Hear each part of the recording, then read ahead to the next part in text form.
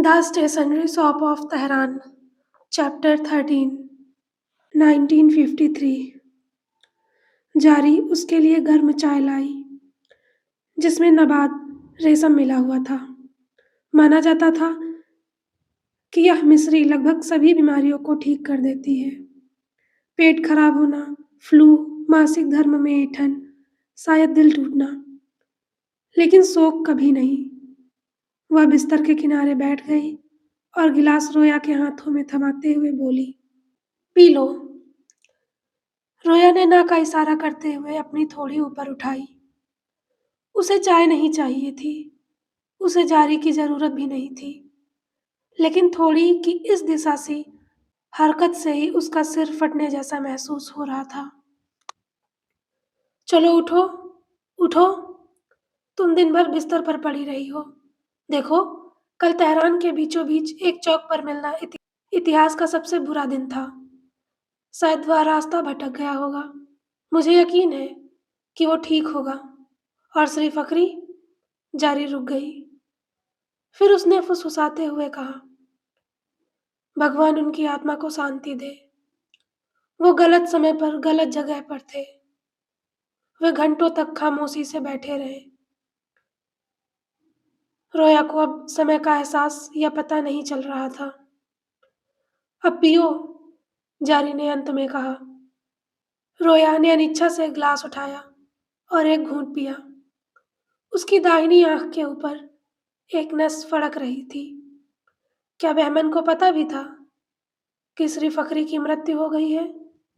क्या वह तख्ता पलट रोकने की कोशिश में शामिल था? क्या वह अब मेसादेह समर्थक कार्यकर्ताओं के एक समूह में उनके साथ जेल में है?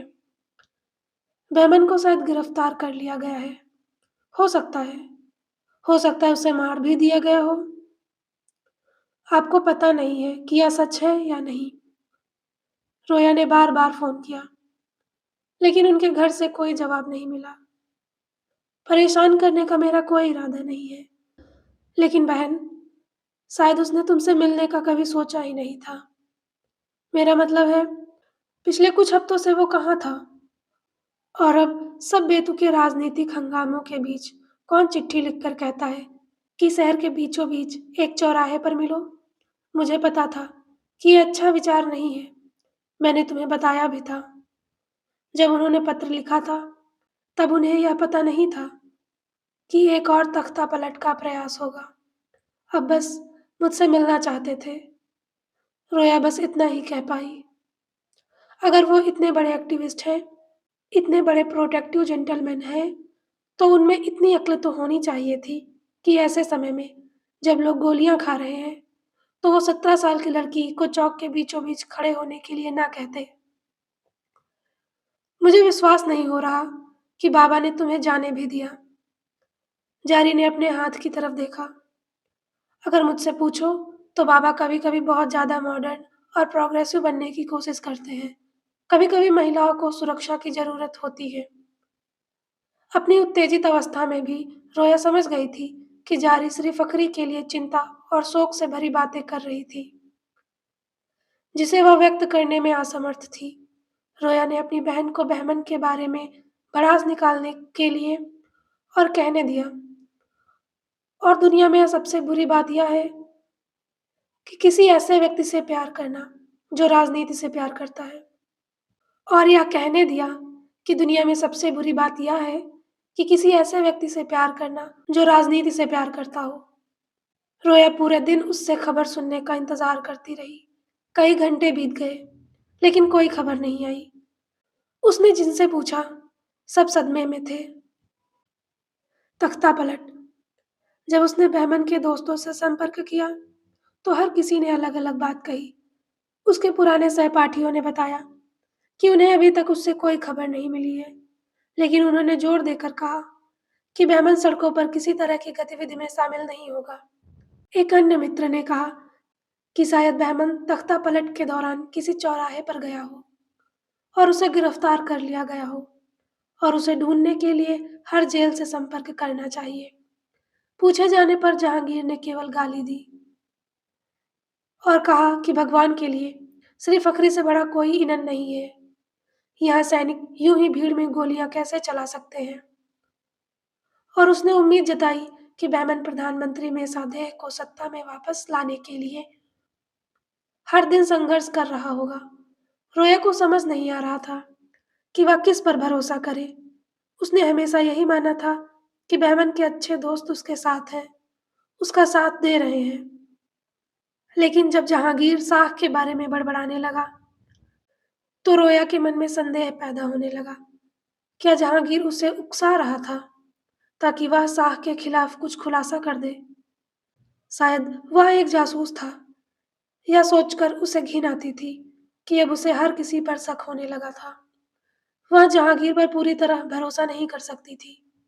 प्रधानमंत्री को पद से हटाने में विदेशी एजेंटों की संलिप्तता और अफवाहें बाजारों में, कैफों में एस्प्रेसो पीते हुए और हर घर में चर्चा का विषय बन चुकी थी। जारी ने हर षड्यंत्र सिद्धांत का खंडन करते हुए कहा, ठीक है, अगर उन्होंने विदेशी पैसों से भुगतान किया हो, तो अपने लोगों का क्या?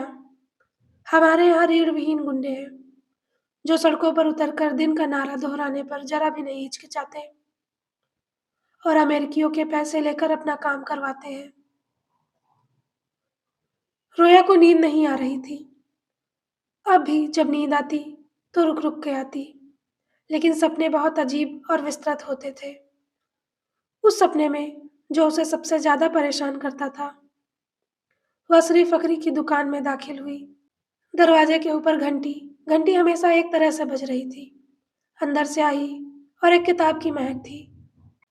जानी पहचानी सुखद ठंडक ने उसे घेर लिया।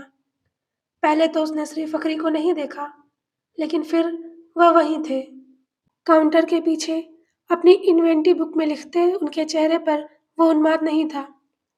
वे फिर से अपने पुराने रूप में शांत और स्थिर, चश्मा सीधा लगा हुआ में थे। कलम चलाते समय उसने ऊपर देखा और एक पल के लिए उनके चेहरे पर घबराहट के भाव आ गए। रोया से जिस विनम्र स्वर में बोलने के आदी थे, उसी स्वर में उन्होंने पूछा कि उनके माता पिता कैसे हैं, उसकी बहन जारी खानम कैसी है, परिवार के सभी सदस्य कैसे हैं, पड़ोस में सब ठीक चल रहा है या नहीं, और सभी स्वस्थ रहे। उन्होंने सामाजिक मेलजोल में आवश्यक औपचारिक शिष्टाचार का भी भरपूर इस्तेमाल किया। क्या बहमन से तुम्हारी कोई खबर है? उसने पूछा। रोया खानू, नहीं, कुछ भी नहीं, एक शब्द भी नहीं। लेकिन वह कुछ दिन ही पहले आपको पत्र पहुंचा रहा था, है ना? श्री फखरी ने आ भरी और छत की ओर देखा। मेरी सलाह है युवती कि उस युवक को भूल जाओ, अपने जीवन में आगे बढ़ो, शादी करो, बच्चे पैदा करो, अच्छी लड़की बनो। माफ करना, रोया का दिल जोर से धड़कने लगा। मैं शादी करने जा रही हूँ, मेरी उससे सगाई हो चुकी है। हाँ, कभी कभी सगाई टूट जाती है, क्या आपको पता है ना? उसने ये शब्द बड़ी नजाकत से कहे, मानो लापरवाही कहने पर वे उसे तोड़ देंगे। श्री फखरी ने अपना हाथ उठाया। हमें हमेशा वो नहीं मिलता जो हम चाहते हैं रोया खानूम। चीजें हमेशा हमारी योजना के अनुसार नहीं होती। युवा लोग सोचते हैं कि जीवन की त्रासदी, दुख, उनकी गोलियां उन्हें किसी तरह से नहीं छुएंगी। वो भोली आशा और ऊर्जा से खुद को उत्साहित कर सकते हैं। वे गलत सोचते हैं।